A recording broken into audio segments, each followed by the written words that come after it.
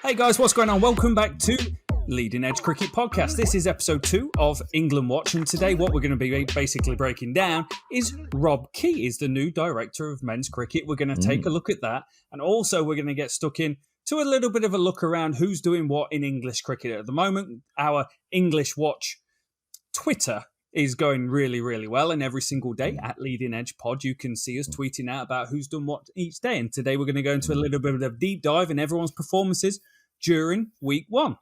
Sound good to you, Rich? Sounds very good, Rob. Sounds very good. Let's have a look at Rob Key.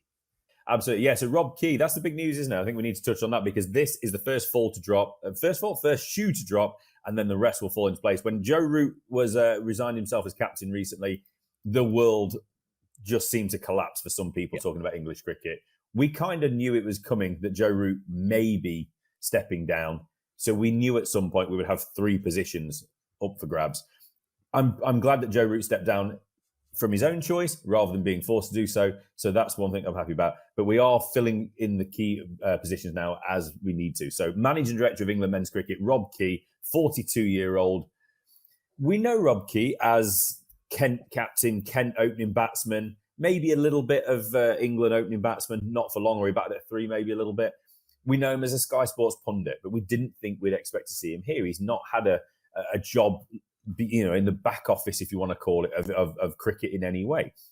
My initial reaction to this is it seems like a really promising appointment. The likes of Nasser Hussain, Mike Atherton and others, they're mates of his, they're colleagues of his. But when they talk highly of somebody, I listen because I really respect what those people have got to say, especially Nasser. Yeah. He's just a little bit more honest than the normal bloke in the street, isn't he?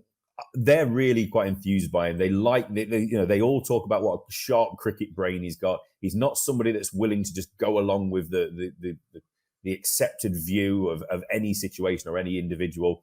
And he can be a little bit stubborn as well, which when you look at the ECB, you need somebody to say, no, this is how it needs to be done, not just go along for the easy ride. Don't be listening to the press. Don't be listening to pundits. Don't be listening to papers and all the rest of it. We need somebody to dig the heels in a little bit. So Rob Key, I think it's a good appointment. I don't know who else was up for it, so I can't really compare names. Yeah. But it seems like a fresh appointment, doesn't it? It seems like they've got someone that wasn't ultra establishment. He wasn't an England captain. He wasn't an England Test superstar. He wasn't a huge name in international cricket. Obviously, we all know him in county cricket. A lot of runs, a lot of games. But it just feels fresh, doesn't it, Rob? It does. And, I mean, we're at the low. You've got to hit the bottom before you bounce back out and you have radical change. We're at that point where corporate term, we need a step change. And this is potentially what it looks like. And the thing is, you're right. When you see Nasser Hussain turn around and go, this lad knows cricket, direct quote, that's pretty solid from Nasser. Nasser's got a great brain. He's the sort of guy that you might want to have involved. But Rob Key will be hopefully get the opportunity to be his own man, set his own systems, his own strategy. Yeah. And I guess this is the question. And it's like, great, we've got someone forward-thinking, it feels, open-minded.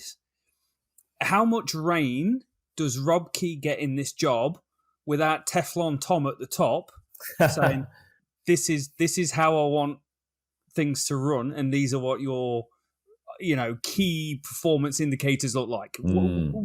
How much room does he get to go, I want to do like Ashley Giles did. I want to do this. I'm going to go do it. Does he get the same reign again?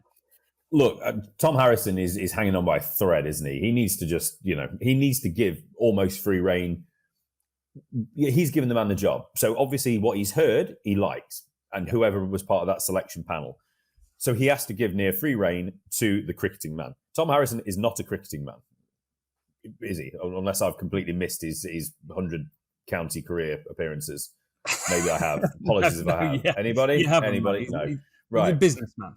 Yeah. So the cricket man can sort the cricket stuff out. If he needs a bit of support, make sure that support is put in place. Make sure a team is put in place around him that can look after that administrative side of the game. Rob Key has to, like you said, the strategy, the culture, the vision. He needs to set that out. ECB's vision is, how do we make more money? That's not vision. That's not sustainable. That's not anything, is it? It's just a waste of time because it's built on absolute sand, isn't it? So I think he should be given free reign. And I'm going to be really interested to see where he goes next, because obviously we need the head coach. But are we looking at 2 head coaches? Are we looking at reintroducing a selector, or are we saying the coaches are the selectors? I think he's going to split it off. I can't remember exactly what he's spoken about on this subject, but I think he's a man that's going to say we want a white ball coach and we want a test match coach. And I think he'll reintroduce the selection. Let's just circle back for 1 minute. It was far too much for Ashley Giles to put on Chris Silverwood. Yep. We've criticised Chris Silverwood, rightly so, but Chris Silverwood was asked to be the coach of all three formats and be the selector. He had eyes and ears elsewhere, but he was ultimately responsible for everything. I do understand it from a point. Ashley Giles, I don't think he liked the split captains when he was the white ball captain, wasn't he?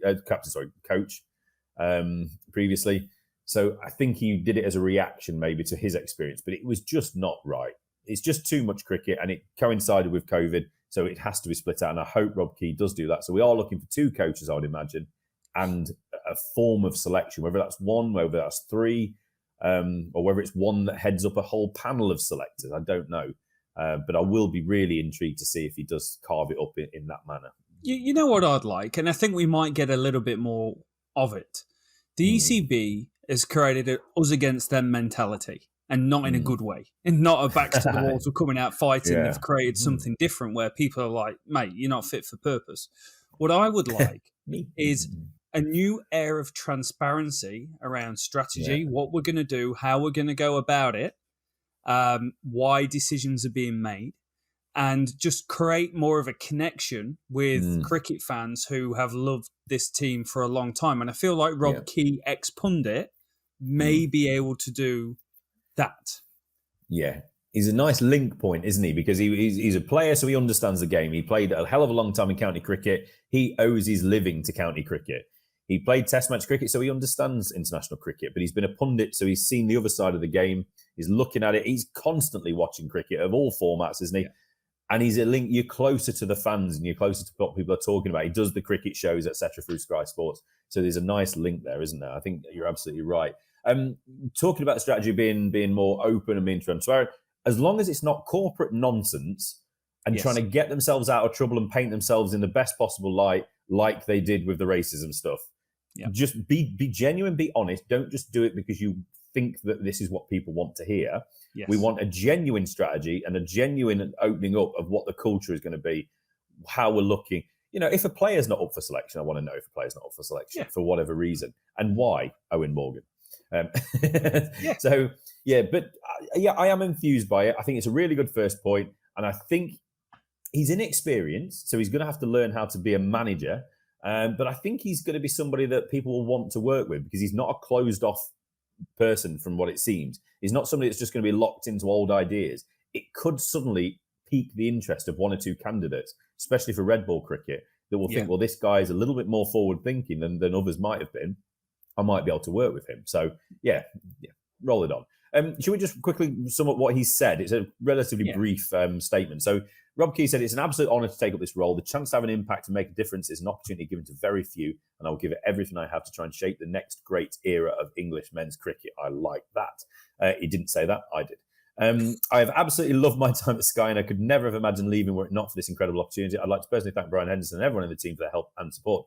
Although at this current moment it has been a challenging time in English cricket, I also think it's as exciting a time as I can remember, with two of our teams near or at the top of the world rankings and an undoubted amount of talent in our game. I hope to try and bring everyone along for the ride so we can all help take English men's cricket to new heights across all formats. So it's seeing that opportunity, isn't it? It's not going, oh my God, England are so rubbish again. What are we going to do now? Like a lot of fans do, ourselves potentially included sometimes. He's saying, look, this is an opportunity. There is talent out there. There is quality. We need a way of actually giving the quality and the talent that opportunity. And that's all the way through. How do we restructure county cricket? Andrew Strauss is still looking at the review of that, isn't it? How do we look at the way people are playing, the pitches that they're playing on, the young spinners, are they getting game time or not? And then getting them into the international arena. And what sort of environment are they stepping into? Are they stepping into an environment that will embrace them and give them a chance to express themselves? Or are they stepping into an environment that's any time now they're going to fail? I think I've said enough on this one. But good on it. Let's have the coaches now. Yeah, exactly. And he's already made some good quotes talking about the coaches and who he rates. Rates Fleming, rates Jai Wardener. Yes. Rates Kirsten. and was quite honest in the quotes that I've seen, talking about what they might want. Gary Kirsten might want to come in, but I don't think he'll want to touch red ball. I don't think he'll want that level of commitment. Okay. That's so interesting. I do feel this is going to be, or I'm optimistic it's going to be a new era of communication from the ECB about what, why, how, those sorts of conversations that are just so many times just shut down into interpretation of why things are happening. I would like to hopefully have an era where things like James Anderson and Broad not being picked don't resurface. It's not because, oh my word, not because they've been dropped, but the lack of transparency around what's actually going on. It's I'm optimistic. I don't do it very often when talking about English cricket because it can drag you down, but I am optimistic about what the future's going to hold for us, Rich. And yes, talking of futures. We're going to look through the top 10 batting prospects for the country. Varying ages, 32 all the way down to about 23 in the list. So that's really exciting. 5 players under the age of 25 in this list as well, which is exceptional. But before we get into that, we started touching on England Watch. Now, this was touched on in the podcast last year, and it's taken on to Twitter this year, where at the end of County Championship Day, we're tweeting out who are the England stars or potential England players and what are the performances that have been going on in the meantime. Last podcast, we did a real round robin of everything that's going on. We also touched on the injury report, which had Mark Wood and Ben Stokes and Jofra Archer and all these people. But interesting enough, we touched on Ollie Stone, and we said there's no updates on Ollie Stone. This time around, there's updates on Ollie Stone, and Ollie Stone's gone and played some second 11 cricket, Rich. Yes, great news. I'm not going to get too excited. We've seen a few false starts for Ollie Stone and injuries, haven't we? So all we can say, it's really promising to see him back on the field and playing some cricket. Take your time, Ollie. I think that's one thing with all these fast bowlers, whoever it might be. Jofra Archer, obviously we saw him back for Sussex last summer and we got really excited. Bowling with serious pace again, took a wicket or two, and then he didn't play the rest of that game. And we've not seen him since. So take your time. That's all we need to say. And hopefully we'll get some of these quicks back in the England reckoning soon. Yeah. So whip through the players who's been performing. So starting off in Lancashire, Josh Bohannon, who was, maybe a little unfairly looked over for the West Indies series. In fact, his coach has supported him on that. They've started a new series on the Lancashire YouTube channel called Lancashire TV. There they went, how did he not get a game, mate? In a slightly different accent. But he turned up, he scored 19 off 35. We said, how does he get in this England team, Rich? We said, weight of runs, 19 off 35 in a heavily high-scoring contest is probably not going to do that.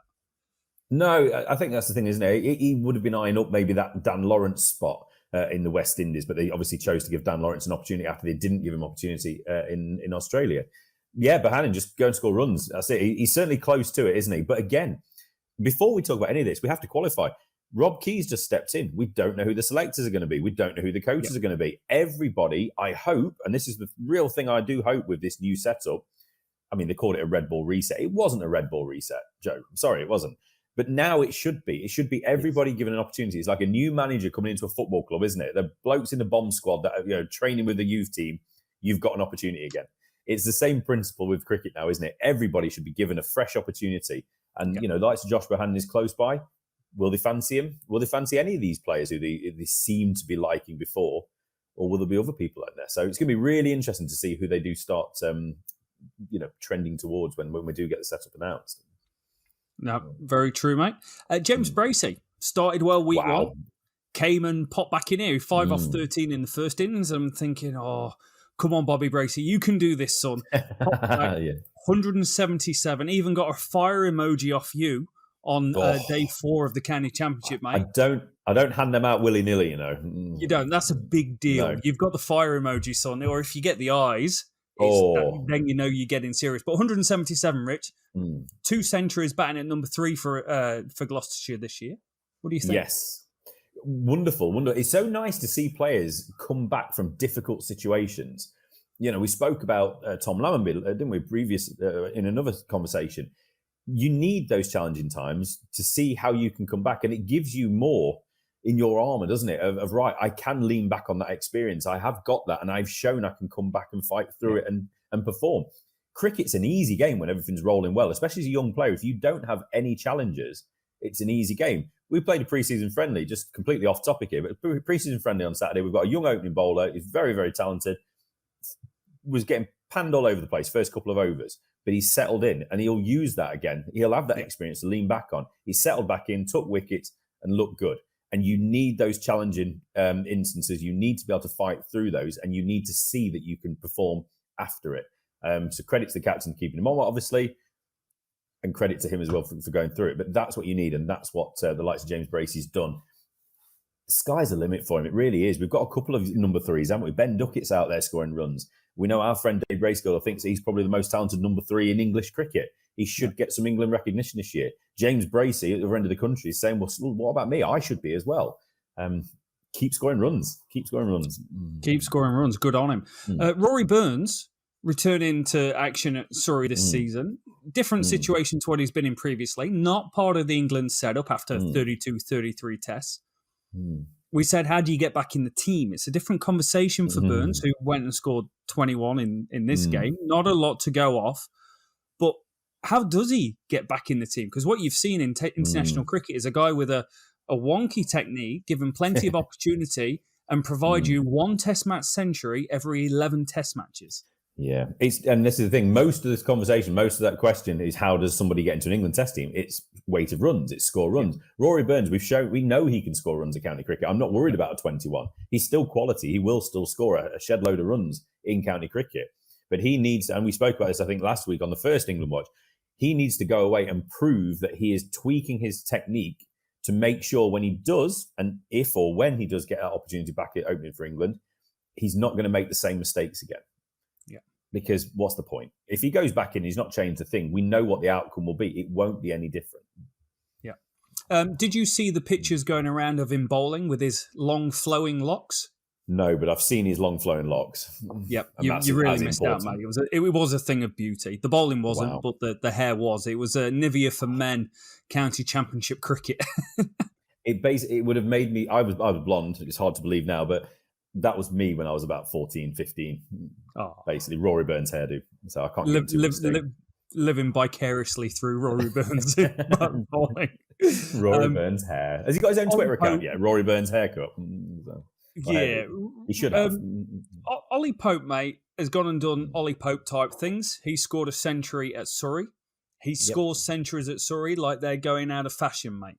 Do you know anything more about if Ollie Pope is ready to play international cricket again for him scoring a century at the Oval than before this game? No, I've got no idea. Will Ollie Pope do the same things? It's like Rory Burns, isn't it? Technically, it's not as much of an issue, but he's a bit of a fiddler, isn't it, with technique, Ollie Pope? Just settle in, mate. Just relax. Just enjoy your cricket and try not to overthink technical things, batting on off stump, batting outside off stump. Just whatever works for him, really. But just settle on one thing. Get on with it.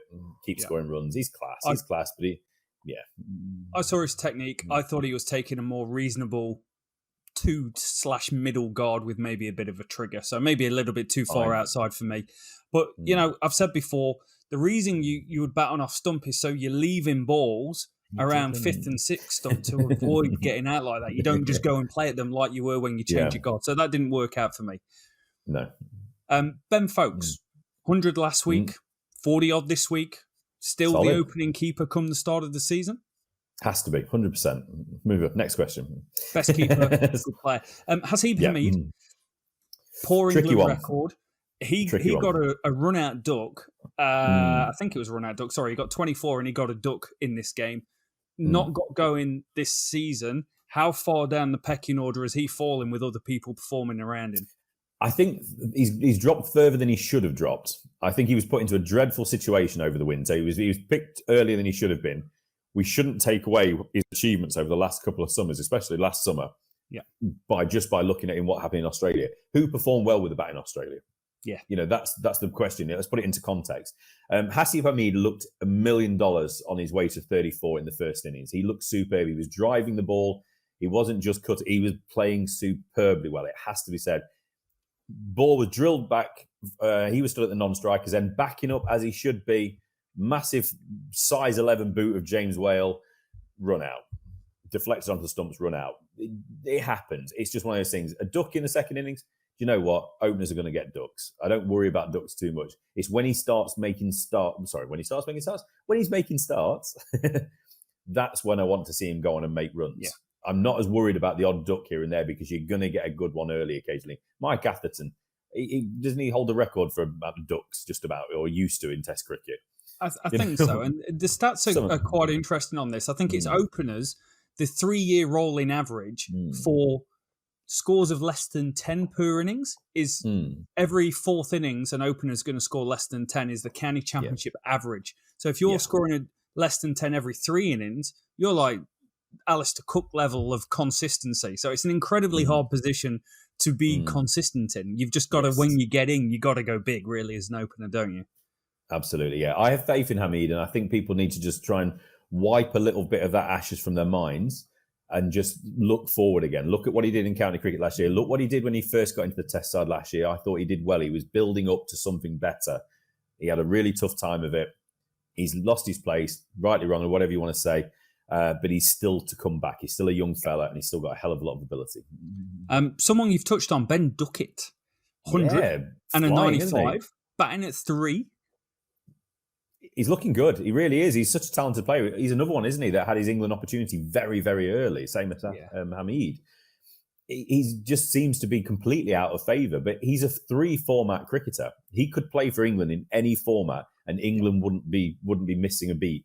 I think he probably gets himself in white ball first, perhaps this year. He's done really well in over the winter or last couple of winters in white ball, T20 and others. So he's on England watch for a damn good reason, because he should be playing for England at some point this summer. Then I think probably the most controversial England watch player on here, and that's Joe Clarke. There's a lot of hate for Joe Clarke on Twitter based on previous behaviours and activities that's gone on with mobile phones and the content of it. Yeah. He's on there. He's T20 franchise player around the world, highly acclaimed, did really well in the Big Bash. We had a conversation about this several podcasts ago. And essentially what we were trying to do is go, can he play for England? There's the high ceiling of what he can go and achieve as a batsman, but we're maybe not quite seeing it in red ball cricket as of yet. No. But given what's gone on before, and I don't think we came to a conclusive answer of, is there a period that's enough time to go, you know what, grow, get better, be a better person, and come back to us in a few years when you've matured, mate? Where do we sit now? Yeah, I think my opinion is probably quite similar maybe to what it was then. I can't remember exactly, but you have to have an opportunity to grow as a person, to improve as a person, to understand where you fell down short and where you went wrong. He was a relatively young person at the time. It's not an excuse. He was he wasn't involved in the criminal activity that that put his friend in prison. He was there or thereabouts, wasn't he? He was around the time, and there was a lot of nonsense being spoken on that WhatsApp group. A lot of misogynistic, utterly diabolical nonsense. Has he grown as a person? Has he become a better person? Does he understand where he fell short? Does he understand where he went wrong? I'd like to hear him talk. Yeah. I think that's important, and I think that'll be important for him. He's on England watch because he's one of the most talented cricketers in English cricket. He's in that. He's almost in that Ollie Pope mould, not on runs scored, but on quality and technique. He is a superb cricketer.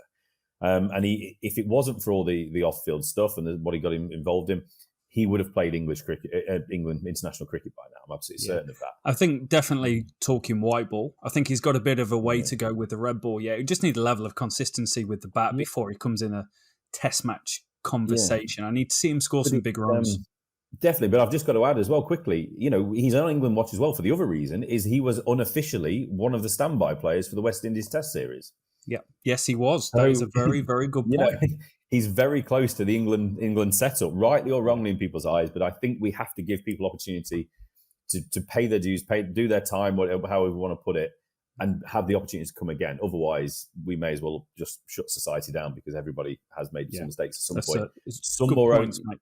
Yeah, some more onerous than others, isn't it? So I would like at some point, I think that's the important point for me. And I think let's just finish on that. Joe Clarke, I'd love to hear him talk about this, have a serious interview, not a flippant end of day, how did you get on, Joe? a serious conversation about what happened previously, and just let's hear who he is as a person now. What happened? What did you do? What have you changed? Who are you now? What's Joe Clark age? 25, 26? Don't know how old he is exactly. Yeah, about that. How's he different to Joe Clark age 21? Like, what have you learned?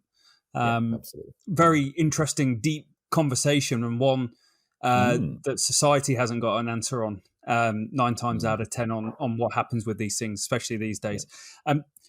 Talking of a player, white ball-esque, but with red ball ambition, which I like, because in the preview podcast we said Phil Salt going to Lancashire, great signing. What do you want to do? What does Phil Salt in 5 years look like? Is he just a white ball, dynamic sort of player, great hands, goes and gets 180, 200 strike rates, bats at the top of the order, gets an IPL contract? Or does he want to play Test cricket for England? He's playing. He scored 97 on debut for Lancashire, Rich. It's a really tricky one, isn't it? Because in 5 years' time, he's 30. He's not a kid anymore. You see these players and they're promising young players, and then suddenly you blink and he's 25. He's got a decent but not great first-class record so far, isn't he? He's averaging about 32, which, as you say from your deep delve into the stats book, is there or thereabouts these days in county cricket for a player. Yeah, I think it's good that he's batting down the order. He's starting to don the gloves more and more. He's probably looking, and he's had people sit down with him when he makes this move to Lancashire. Where are you going to get into England teams? If you want to play red ball cricket, where are you going to get in? Are you going to get in as an opener? There's a chance, but he could end up being a bit of a Jason Roy opening at Test cricket, because his positive in white ball opening is going off like a train, isn't it? Those first few overs, he finds the ropes. That's not going to work in Test cricket. So maybe we look at, is Ben Folkes ahead of me with the gloves? Sam Billings, perhaps. There's not many others with the gloves. Maybe James Bracey, depending on how England view him. So I think Phil Salt's identifying where he might be able to get himself in down the road in 2 or 3 years' time. I don't think it's an imminent England selection, but red ball, let's keep an eye on him. White ball, he should be seen as a much more important player. And bat him in the right place. Don't bat him in number 6 in white ball cricket. He's an opener in T20 cricket going open with him. Couple of bowling performances thrown into the mixer that was worth noting. Matt Fisher, particularly first innings, 4 for 19 off about 15 overs, mate. Difficult winter. Got a game. That's great. Career-defining moment. Played for England Test match cricket. Well done. Yeah. Took a wicket. Was pretty economical. Didn't move the ball off straight for the entirety of the Test match he played. What are your thoughts? Coming back strong. What you expect. Talented young player, isn't he? I think the international cricket, we need to be a little bit, I think we all need to be a little bit wary about. It was one game, wasn't it? He had one test.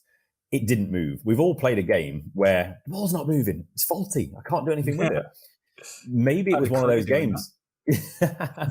Yeah, I blame the South Notts balls. They stopped swinging.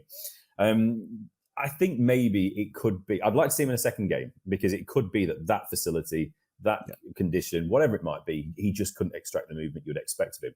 You've said it. We've seen him already play back at Yorkshire. He's nibbling the ball around a bit. He's looking threatening again. He's taking wickets. He's a prototype, isn't he? He's a build of England bowler that you want. He's tall. He's strong. He's got good action. He's going to be around. But it's the depth of bowlers we now have. Where does he fit in now? You slot Broad and Anderson back in. He's down the queue. It's going to take a while, but if he takes wickets, he's in the conversation. Yeah. Dom Bess, 1 for 25 thrown into the mixer, and 1 for 54. He got a few runs as well, didn't he? And I think we need to see him as a potential all-rounder. But for me, he's a ways off. He's not in the top 5 or 6 spinners. Maybe I'm probably being a little bit harsh. Maybe he's about 5, but he's not. He shouldn't be considered as a spinner. And he's not good enough with the bat to be an all-rounder yet as well. So I think he's down the pecking order for me, especially when you consider early season. A lot of spinners are taking wickets. Yeah, and they're bowling. Dom Bess hasn't quite done it. He's only had the one game, so let's not be too harsh on him. Good cricketer, promising cricketer. I like the way he goes about his business. Love the fact that he's always got his mucky whites on. It makes him feel like a club cricketer, doesn't it? The guy that doesn't wash his kit. Relatable. Exactly, yeah. So there's a player in there, but for now, I don't want him to be around the Test arena. Whether there's a real role for him in the longer formats, I don't know. I'm not sure whilst Adil Rashid's around, he'll get much of a game there. It is. It's something I can relate to. I go through pretty much a whole season without washing my whites. It would drive my mum and dad crazy when I went with dirty grass marks on my mum trousers from 6 weeks into the season. I'm borrowing other people's kit as well. I was terrible for that. And boxes. Craig Overton. Craig Overton, mate. 7 wickets, 6 wickets. We touched on him when we were talking about the championship review because you can't look at that game without talking about him.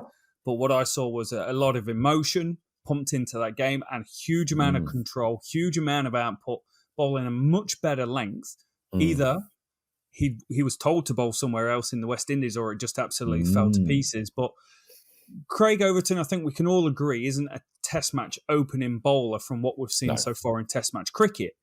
The question is he good enough to be the next incarnation of a Chris Woakes? Provide that sort of role, someone that can bat a bit. He's not as good a batter, but he can provide control and move the ball around during those middle overs, first change, second change. How does Craig Overton play cricket for England this year? Because he's taken a stack load of wickets last year and he's probably going to do the same this year. Is it a case of you just need to step away longer than that and wait for Woakes to maybe step away a little bit, who's struggling in that England lineup, or get the official, hey, there's no Jimmy, no Brody, like places are up for grabs? Is that how he gets involved? It has to be. It has to be injuries or forced retirement. I think that's the only way we can say it, isn't it? And that's not a knock on him. He's going to go away and he's going to do what he did last year. He's going to take wickets. Him and Ollie Robinson got off to a flyer. They were absolute wicket machines, weren't they? That's what got him into England contention. Is Ollie Robinson fit? Will Broad play? Will Anderson play? Is Saki Mahmood on form? There are other players out there. Will Mark Wood recover? Will Ollie Stone get back involved if he's fit? Will Jofra play? There's so many questions. And there are some other young players coming through the system as well, aren't there, with the ball? Overton's a fine player. He'll be part of the conversation. Why do I always forget Chris Woakes? Sorry, Chris Woakes. There are so many players coming through the system with the ball, so it's just a tough one for him. He's going to keep taking wickets, therefore he's going to be part of the conversation. Whether he plays, who knows? Who knows? You decide. Big Brother, roll back. We're going a generation back. But Big Brother, that was a thing. That was the hottest thing in TV. Talking about the hottest thing, Dan Lawrence, England's current number 4. Disappointing performance. Just all round, 17 off 44. Second innings, he gets a duck. That number 4 slot's not his, Rich. No. He's renting. he's not put the deposit down yet, has he? No, it's massively. There's 2 spots really, isn't there? I was going to say an opener, but I'm not sure if that's right. I think number 4 is the spot. If a new coach comes in, he's going to want his people. So nobody in that team at the moment is absolutely locked in. So there's going to be a new idea coming in, and Dan Lawrence's spot is probably the one to look at. Maybe rightly or wrongly, maybe a bit harshly, perhaps. You got to give these players a run. But if we are doing the official reset, get the T-shirts printed, Red Bull reset, then Lawrence is going to struggle unless he goes and scores bagloads of runs. And yeah, exactly. He can do. He can, but I'm not sure. I think there are other players out there that might just get the nod ahead of him. It depends what Root does. We're resetting things. Anything's on the table. Root might bat at 4 again. And we might be looking at someone else, James Bracey or someone like that coming in. Other notable names playing: Zach Crawley, current England opener, came into the Ashes series, batted really well for 80, scored 100 in the West Indies and then forgot to turn up for the next 5 innings. That's a little harsh, but it's a level of consistency we need from this England team. And we saw it. He scored that 200 against Pakistan. Didn't see much after, where he averaged 10 for the next year. 100 in the West Indies, didn't see anything for the next few test matches. He looked pretty good for his 54. Then got an absolute beauty, didn't pick Matt Parkinson, and stumps on the floor, Rich. Let's look at that as a positive for Matt Parkinson. So, a lot of people are going to be done by Matt Parkinson this year. Zach Crawley is going to be in a long list of players. So I'm not worried about Crawley. Like Alex Lees, who got off to a flyer last week opening the batting, who didn't play this week. Crawley, he looks in decent order, but he's just got to be consistent. I don't mean like scoring hundreds every week. I just want to see him scoring, even if it's just 50s. He's going to start, isn't he? He's going to start in this England team come the start of the summer. Yeah, and we know he's got a big score in him, but it's those in-between innings that he needs to just improve on. Yeah, exactly. That's a fair point. Someone that's altered where they're batting in the lineup. David Milan batted at 3 last year. Very, very, very positive. Scored plenty of runs. Played for England at number 3, just like he did his previous incarnation as part of this England team. Struggled in Australia. Started well, fell apart. Got found out around the off stump. Same happened again. He's batting at 4 for Yorkshire in county cricket this year. He gets 39. He goes and gets 60 odd in the second innings, mate. Are we? He's on England watch for a reason. He's played cricket for England in the last year. Yeah. Twice in the last 5 years, 2 stints.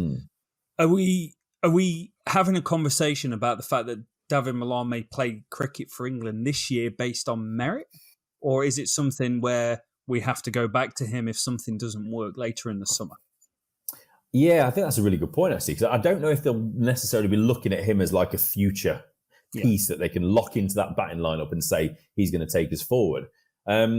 He could be a little bit of a paper over the cracks a little bit for a period of time. I think that's probably doing him a disservice because he's a quality player and he's an international performer now, isn't he, with the white ball? So there is that, but you just look at it. It doesn't get you. It doesn't make you jump up and down, get excitement, does it? With getting him back in this England team. But if he keeps scoring runs, he's shown he can perform at test level. He's shown he can perform with white ball at international level. It wouldn't hurt England to have him in the team if he's performing and he's on form week in, week out, and he's scoring runs innings after innings. There's no harm in having him, but it doesn't really get you. The other way to look at it is to go, what do we want to achieve? We want to be the best team in the world. Is David Milan going to be the long-term number 3 or number 4 for this England team? Probably not. Probably not. But people can play until the 40 and have great careers. So don't rule it out. But we're in a period where English cricket, we hang our hat on the Ashes to Ashes. That might change when World Test Championship gets bigger and bigger, because we look at that and we're bottom of that behind Bangladesh. That's not going great. We're not looking at that yet. Yeah, so you look at a period of time where you probably can invest in people.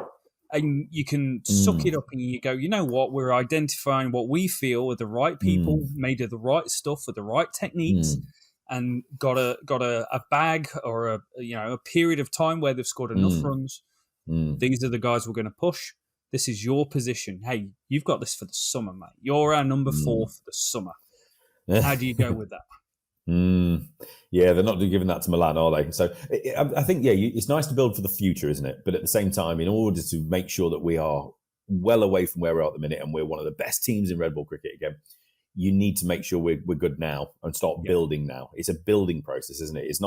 We're not decorating before we put the walls up. So it's we've got to make sure we've got a strong foundation as a test side, and we're playing in the right way.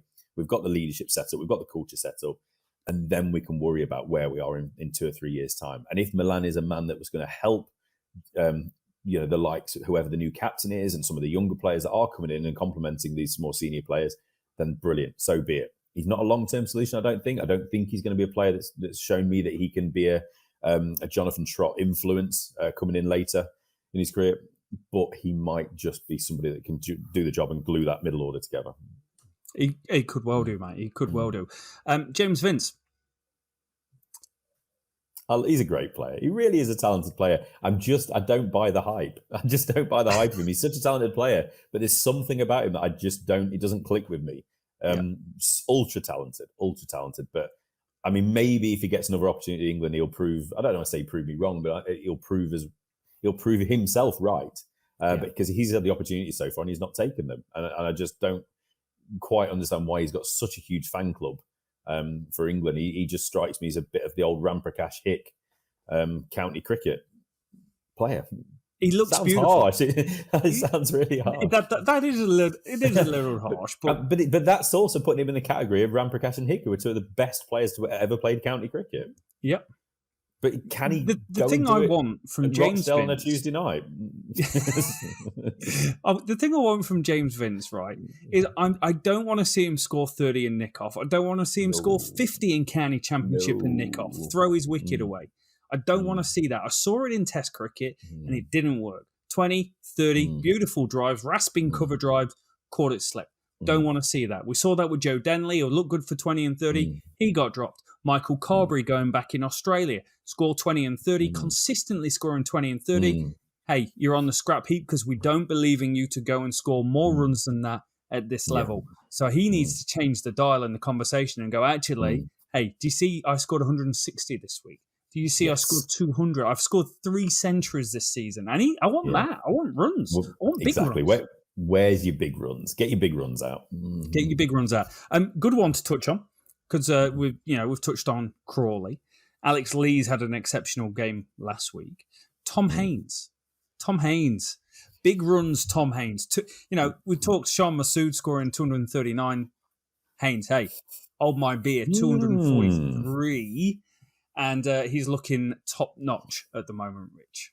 Absolutely. Well, I think he's about 23 years old. He's diminutive, I think is the polite way of putting it. Left-handed, talented, attacking, aggressive player. Captain of Sussex now, gaining experience in all facets of the game.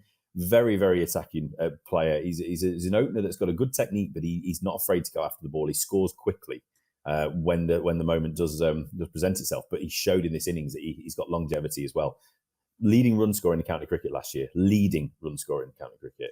It's just established that as a fact. He didn't get a shout with England Lions last year, who were going over the winter, who kind of shadowed England. Rob Yates got the nod, didn't he, and Alex Lees, which now Alex Lees is in there.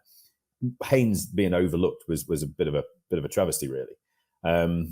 He's doing it again. He's quality. Whether or not he's got the technique absolutely bang on to step into opening red ball, I don't know. I think he could potentially be playing for England in another format, maybe even the ODIs. Not sure about his T20 game yet. He's undoubtedly talented. He has to be almost considered the next new player to come in, unless a Rob Yates goes and scores big. But Haynes, for me, I can't look past him. Do you make room for him this year? Or do you just say, get another year under your belt, mate? Just take another year. I don't think this either is necessarily the right plan from the outset. I think it's how is he performing and how well. It's the old thing, isn't it? If it has Zach Crawley had a run of ducks, do we drop Zach Crawley into number 3, into number 4 even? Is that more suited for him rather than as an opener? Is there then an opportunity for a new opener to come in? Is Rory Burns scoring a lot of runs and he's sorted his technique out? Is Dom Sibley done more than getting a first ball duck so far this summer? I don't know. It's all those questions are all linked together, aren't they? It's one big spaghetti of questions with this opener. But Tom Haynes deserves to be in the conversation, and he's going to be on the England watch every week. And I'm absolutely certain he's going to score an absolute bag full of runs again this summer. He is going to score a bag full. Someone that's got England ambition, mate. Harry Brook, 100 and a 50. He's come out. I want to play all 3 formats for England. Good on him. Good on him. Yeah. Batting about number 6. I'm not sure on the exact number, but he's kind of middle order batsman. He's not high middle order 3-4 batsman where England's really got a need going on. I don't think he's England material yet because we've not seen a lot of quality from him in first class cricket before this sort of thing. This might be a coming of age moment, but future's bright. Potential, he's white ball player all around the world, plays in different franchise leagues.